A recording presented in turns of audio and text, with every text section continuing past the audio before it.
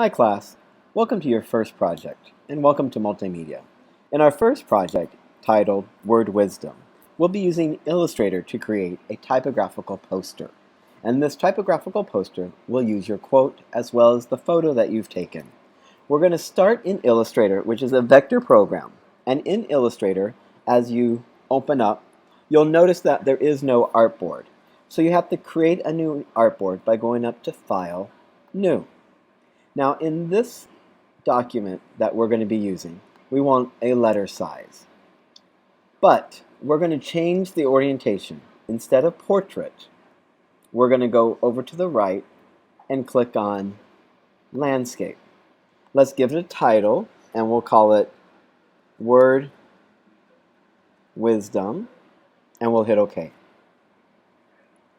Now that we have our page document set up, the steps will be fairly easy.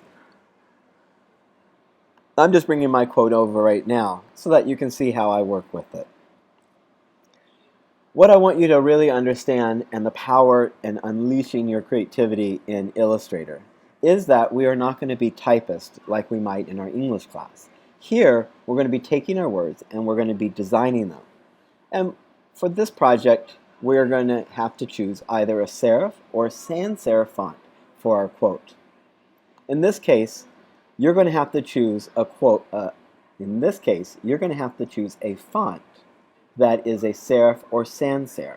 There are a couple ones that you can't use. Apple Chaucery, which we'll learn, is a mixture, not really a serif or sans serif, more decorative. Likewise, we can't use any brush strokes because those are script, and we'll talk about those a little later in class.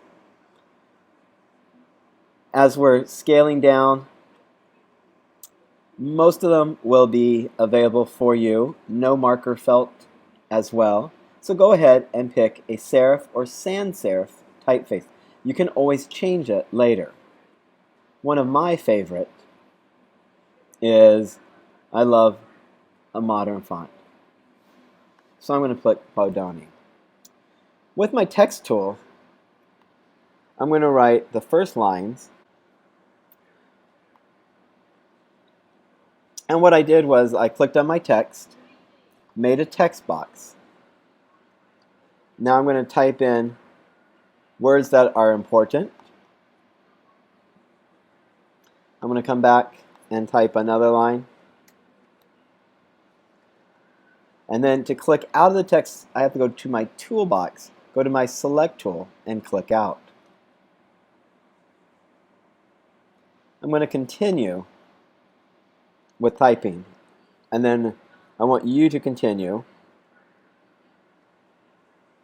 going to the select, clicking out. I can also use the shortcut on my keyboard by hitting T, but to click back out, if I click on T, it would just type a T. So I'm going to go back to my select tool, and I forgot my quote, so I can click right back on any one of my text boxes, and here I'm going to add the comma, which I forgot, and I'm continuing with my text box. Each one is a separate box, as you can see, which will allow us to move them later on. Make sure that you have your quotes spelt right, and you'll be using your sketch to lay them out. Now what I like to do is start with the big words that I'm going to use, such as reduce.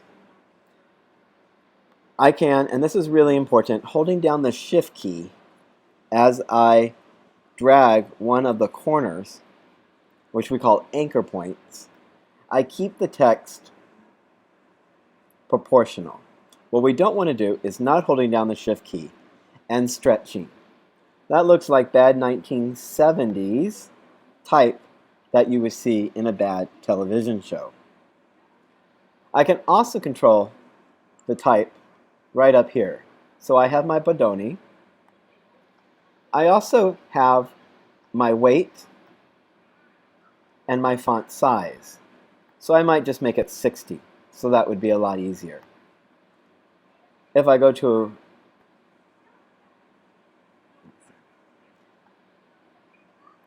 So I'm going to start with 60. Then, for those that are less important, I'm going to go up to 36. And for the least important, I will make it 18. Now a nice little trick is I can click on my text with my eyedropper, and I just did an eye, and that will resize my text. And I will show you that one more time. I'm going to hit Control, I on the keyboard, and go to the font that I want it to be in terms of size and click, and automatically, after you resize the text that you need and decided on a font size, it's time to arrange your work. So you may not control all the events that happen. Any typographical error in spelling you can just fix. Remember, here you're going to be doing the layout according to your own rapid prototype sketch. So I'm only going to be showing you an idea, but I want you to follow your own rapid prototype here. So that depends on what you have chosen. Now that I have my text laid out, I want to think about the spacing between the lines, which we're going to call leading. So I'm looking here, and I can see that this looks pretty good, this spacing here, but this one needs to come up, that, and happens, I'm going to move on up. Remember, I can select multiple objects on the page using my select tool by simply dragging over the ones that I would like to select and clicking on the part of the object. The spaces around the object you will not be able to move. Reduce. Now reduce is a funny one because you're going to create space here, but look at the D and the leading between the T, the D and the T by them. We'll move that one up. Now I'm going to select all of my quote, and I did that, of course, by clicking my mouse and dragging over all the objects I would like to select. That will open up all of my alignments, and I can see my alignments up here. So we're going to click maybe a left align, center align, or horizontal line. Really look closely. I think I have too much leading here, so I'm going to take and select all of the text below. And in this case, I'm going to use my arrow, which gives me more control. Now, because it's a comma, I'm going to move my U over so it lines up with the rest of my text visually and have the comma on the outside. Very, very important. Because of that weird spacing, you can move your comma outside of the alignment at the end. And that would only apply for a right alignment. Now I'm going to add my quote. And remember, you always want to get the spelling of your author correct.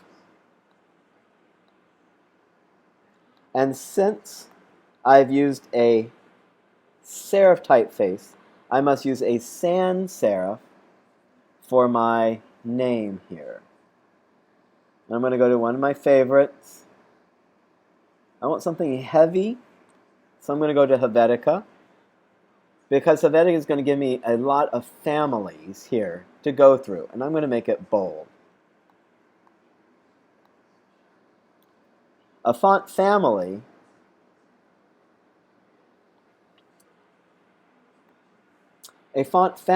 here that we see does not appear in every typeface, but this one can go from a light to a bold oblique, but I'm just going to use a bold. I want it to be smaller than the rest of the work, so I'm going to make it 10.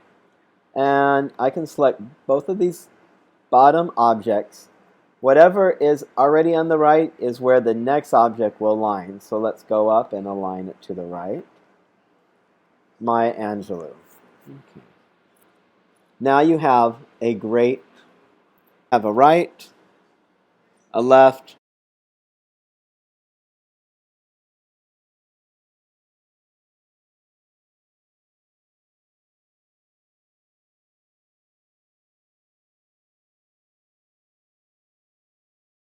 typeface design. Go ahead and Control Print. We want to make sure it says, yours going to say the HP printer, and for a few of you, the 10.3558.6, but look for the HP LaserJet 400, and go ahead and hit Print. Bring it up to me, and I will take a look. Stay tuned for part 2.